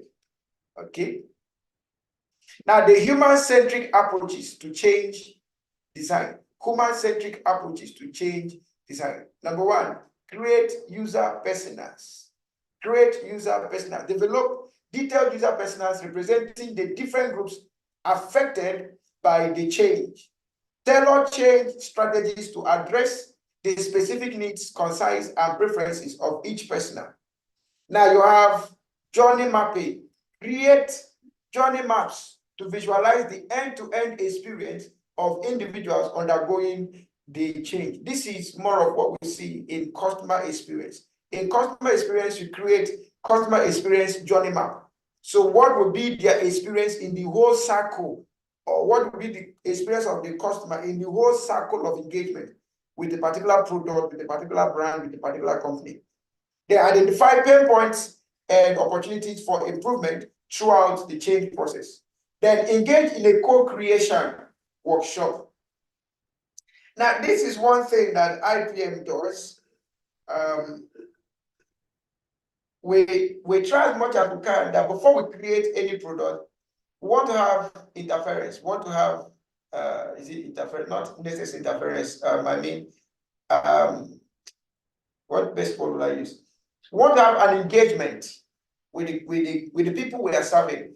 Will this training meet your needs? Will this training be the best for you? Okay, and with that, that is called a co-creation workshop. With that, you know whether what you're producing or what you will produce will serve the people or not. Okay. Also use your feedback loops, have your communication design, make sure that it's human-centric, have your support mechanisms at all times. The keynotes, by adopting human-centered approaches and incorporating design thinking methodologies, organizations can create change initiatives that resonate with employees, increase engagement, and ultimately lead to more successful and sustainable outcomes. This approach acknowledges the importance of empathy, iteration, and collaboration in designing changes that truly meet the needs of the people involved. All right. Okay, so our next class is to be on digital transformation strategies, but we're not going to go into that right now, as we will be cutting off the break from here. So we'll take our break from here and then we'll be reconvening by 4 p.m. So one more time, in case you are just joining us for the first time, please feel free to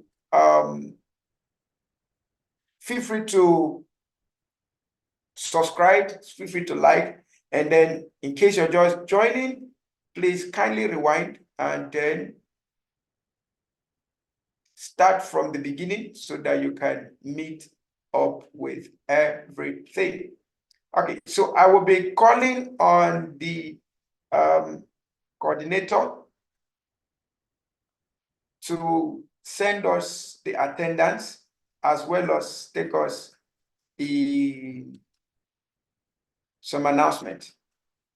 Okay, so thank you so much, and I will be handing you over to the coordinator from here. Thank you so much, and see you by 4 p.m. Thank you.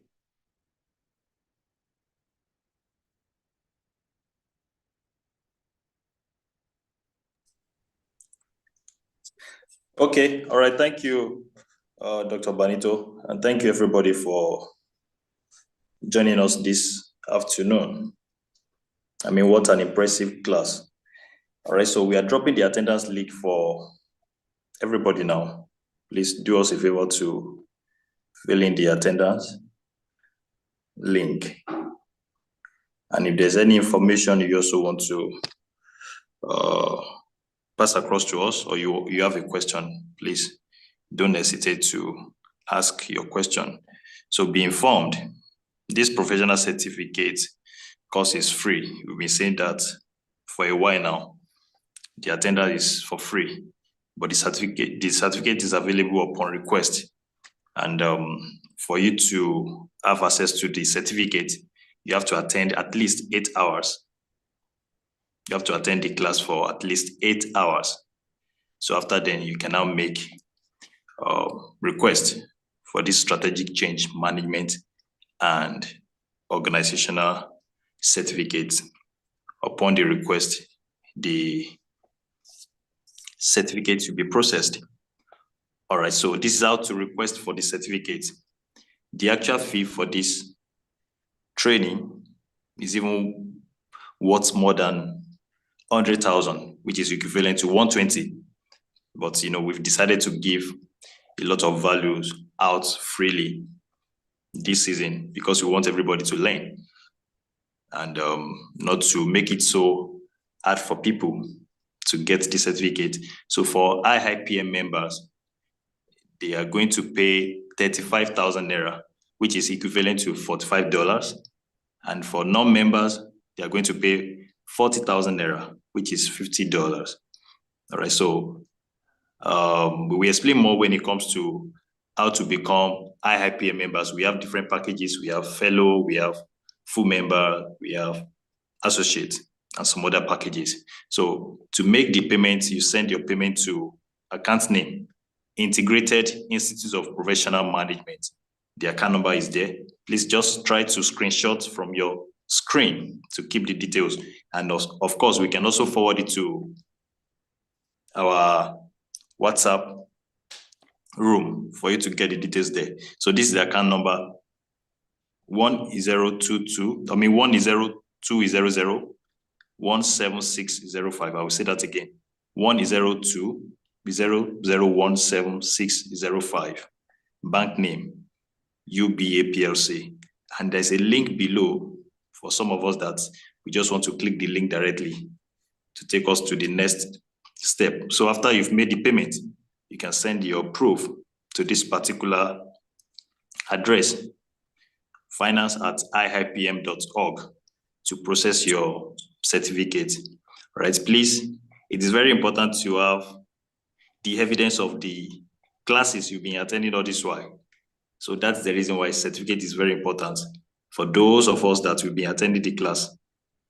So when the time fully comes for you to show people that may request for what you've been doing over the time, this is what you can, show them that you have attended a class and this is your certificate, right? So we have other programs coming up as well. This is what we are doing at the moment. If you look at your screen, you'll see change management and organizational transformation certification. So our next class is coming up by February 8th to 10th, and that is Global Business and Cultural Sensitivity Certification. Global Business and Cultural Sensitivity Certifications. We still have some other ones that is coming up as well. One thing we want to, assure is just try to stay updated. When we give information, please read through. So we have anger management and crisis intervention as well. That one is coming up by February 13th to 14th, just 2 days. February 13th to 14th, anger management and crisis intervention certification. And after then, we have negotiation and conflict resolution certification. That will come up by 15th to 17th of February. 15th to 17th of February. So after those two certifications, we have talent acquisition and recruitment management. Talent acquisition and recruitment management certification. That is coming up by 22 to 24th of February as well. And the last one is all about customer experience management certification. This part is also very important for every one of us. So those are the certifications we have in store for us. And we believe that we will get a lot of value. So let's find ways to prepare ahead to attend.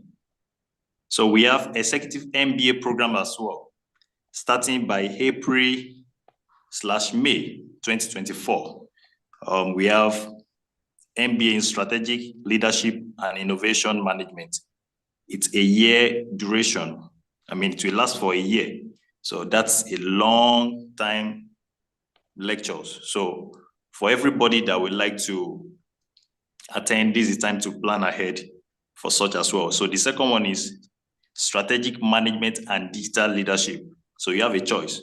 You can decide to do the first one or the second one. It's also the same duration. We have mini MBA coming up as well. That is mini MBA in innovative project management, just 3 months. Innovative project management, just 3 months. We have another one, management consulting, and that's just 3 months as well. Please, there are 2 different programs, mini MBA and the full MBA. And the last one is environmental sustainability, and that's just 3 months as well. Please, you can make your choice, whichever one you want to go for between the 3 that we mentioned. So professional graduates program as well. This is professional graduate diploma in entrepreneurship development and innovation management. This will last for 9 months. 9 months. So you have a choice. We have one for 1 year, we have one for 3 months, and this is 9 months for professional graduates programs. And the last one there is professional graduate diploma in digital transformation. Professional graduate diploma in digital transformation. This is also for 9 months. So please, you can look at your junior colleagues that may be interested in all these certifications. So this is what we always been assuring our people, our value proposition: learn now and pay later. You don't have to, break your bank. You can try to learn now and work towards your payment. So it's so flexible. This is what we've been teaching all this way, that for you to make people to, get value and also subscribe to your service, you have to make it more flexible for them. So learn now and pay later. Learning is 100% online, no physical classes. Learning is 100% online. And we can assure you that those that are coming to facilitate the lectures, they are experts, doing extremely well in their various fields. you know, IIPM doesn't give less. So please, let's prepare ahead. Let's plan ahead. Let's also inform others to join us as well. And we believe that you are going to, you know, you'll be glad that you did. So if there's any information, we try to pass the information across after our last session this afternoon, coming up by 4 p.m. Please, let's try as much as possible to share with others, colleagues, friends, and staff. And Dr. Benito said something earlier that if you have children that they are of age, it's not too early for them to learn. All right, you can put a speaker on for them to also, you know, be listening while you're also learning with them. That is very important. The earlier, the better. All right, so if there's any information aside of this, we will try to reach out to us. We are posting the attendance link in the chat room now. Please, once you see the attendance link, comment in the section, and let's see how we can be of help. So the attendance link has been posted. Kindly fill in the attendance. This is very important. We said it earlier that if you do not attend for at least 8 hours, you won't have access to certificate. So at least you must attend for 8 hours.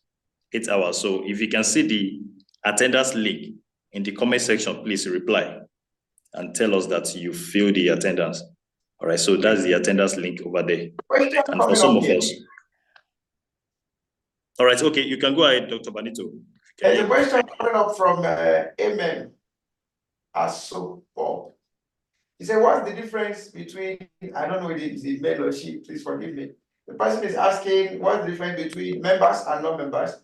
And then please, in terms of certification issue of purpose, how do I know if I'm to pay 35 or 40K? So by asking that question, simply means you have to pay 40K. That's right.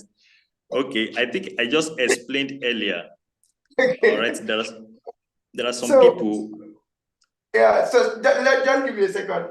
Okay, so to be a member of IPM, you must have been inducted. You must have been inducted into IPM. And I'm going to take a second to give you what it takes to become a member. Our membership is currently open, so you can also apply for membership if you are interested in becoming a member. Of course, we want every one of you to become a member. So I'm going to share the information on how to become a member. So you could go to iipmi.org/membership. So Dami, you can help us put that information there. So let me put that membership information. So you have that there. So you can easily click on it and then get all the information that you need. Okay. So here we have primarily three kinds of membership for working class. 3 kinds of, whether you are in the public sector or you're in the private sector. We have the associate member, which is 100,000 Naira or 1,480 Ghana cedis or $250. Okay. The 100,000 remains for now, but the Ghana cedis and dollars might have had a different change. Then for full member, you must have, that's 120,000 Naira, that's 1,770 Ghana cedis or $300. And then fellow, 150,000 Naira or 2,205 Ghana cedis or $370. Now, to qualify for an associate, when you make this payment, you are called up for an induction, which you could attend physically or you could attend virtually. So payments are open till the day of induction. So for now, we have our first induction targeted in April. Okay, so you can make your payment and then you'll be inducted in April. Now, from the moment you make your payment, your provisional certificate of membership will be sent to you, which you could use till you attend the induction, when the full certification will be given to you. All right. Now, to be a member from associate level, you need a degree or its equivalent, a proof of certification or competence. So before you become a member of IPM, you need to have at least one professional certification. So now that we're even giving you the opportunity for discount, you can pay for the certificate now and then pay for your induction. But after we are done with this, I will humbly want to inform you that after this program, this February, our next roll-up of program, the default payment is 150,000. Our default courses, the list of our courses is 150,000, right? So in case you miss the payment now, by the time you come up to pay, we might tell you 150,000. And it's not as though it's an impression, no, it's just the way it is. All right. So you need also about 3 to 7 years work experience to apply for associate. If you qualify, if you think you're qualified, just send your CV to membership@iipmi.org, or you could simply click on the apply now and then send us your details. For full member, for you to be inducted as a full member, you need to have a degree, a HND or equivalent, proof of certification or competence, 8 to 14 years of work experience, and then you send your CV as well to membership@ipmi.org. And then to become a fellow, you need at least a degree, HND or equivalent, proof of training or certification, then 15 years plus. You need to have at least 15 years, for 15 years and above, work experience you can apply. Okay, and from there you could see all of our approvals, all of our accreditations. So we have both local and international accreditations. You also have the opportunity to become chartered. By the end of February, we'll start up our School of Consulting, where you can become a chartered management consultant and also a chartered fellow of the Chartered Institute of Management Consultants, USA. All right, so here you can see all of our accreditations. And then when you get to this place, you see all of the benefits associated to each of the membership levels you enroll for. Okay, or each of the membership levels you qualify for, you get to see all of the benefits associated with each of them. And then you can also find other membership levels like the student membership and the graduate level membership and other special membership opportunities. All right. Okay. So that's that about membership. Okay, I believe you got that. So to answer a MM question, and for any other person that could be asking, am I a member or am I not a member? If that question ever crosses your mind, whether you're a member or you're not a member, that means you're not a member. Okay, and perhaps you have done your induction before, but you have not done your membership upgrade, or you've not done your membership subscription. Okay, you are still a member but an inactive member, so you need to subscribe for your membership and all of that. Okay, or subscribe for membership. All right. Okay, and in our group of membership, we have wonderful people in our membership. Okay, well, and all manner of amazing people in our membership, from public sector to private sector. So you joining our membership is a good benefit to you, to your career, and to what some of them have to say. My name is Oluremi Atinke Ilusoji. I'm the gender head of the Raw Materials Research and Development Council in Abuja here. I want everybody to come down to IIPM and see what a package it is. A package that helps you to stand out wherever you are. A package that helps you to do whatever you're doing excellently well. That is a package that IIPM has for everyone. And I want to call on everyone that is listening or that is going to have an opportunity to hear about them to please join and be part of them. I want to tell you to be sincere. This is one of the best workshop hands-on I've ever attended. So far, it's been a fantastic experience all the way. Starting from getting all the mates to come and be part of this workshop and training, and it's a day I've been looking forward to. And it was so fantastic. The facilitator, back and forth, all the training, every aspect of these workshops and training are fantastic and awesome. Of course, I would like to have the training workshop over and over again, and of course, I will recommend it for people even at the global level. The online presentation that we continue to have, I've been following it up, and what I intend to do is also to see how many more people can be brought online, because I know what I am benefiting from that. That's 5. beautiful. I won't think of it twice. I'm telling you, honestly speaking, it's a very good one. Yeah, thank you.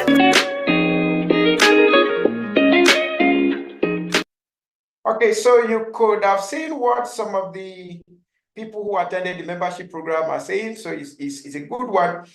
So you coming is a good one, and it's a good opportunity for everyone. So I believe we've answered that question for MM. And in case you've not taken the attendance, I'm resharing the attendance link from here. So please feel free to take your attendance. Okay, feel free to take your attendance, and that would be great. Okay, so could there be any other question? Coordinator, can we go now?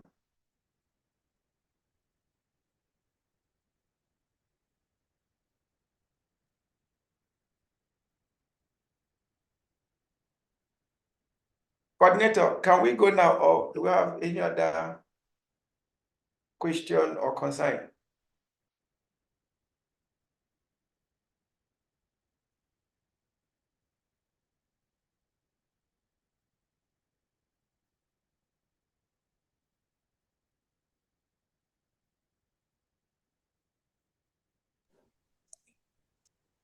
All right, we are good. Okay, so thank you to everyone, and see you by 4 p.m.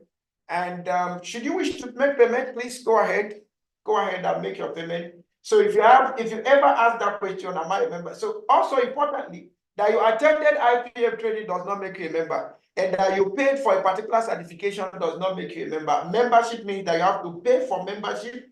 You have your membership certificate having attended your membership induction. So this is very, very important.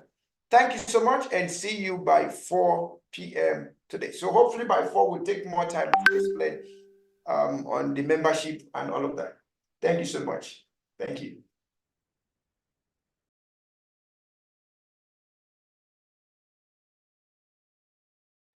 And in case you're just joining us, please feel free to rewind. In case you're just joining us, feel free to rewind and then start from the beginning. Feel free to rewind and start from the beginning. Thank you.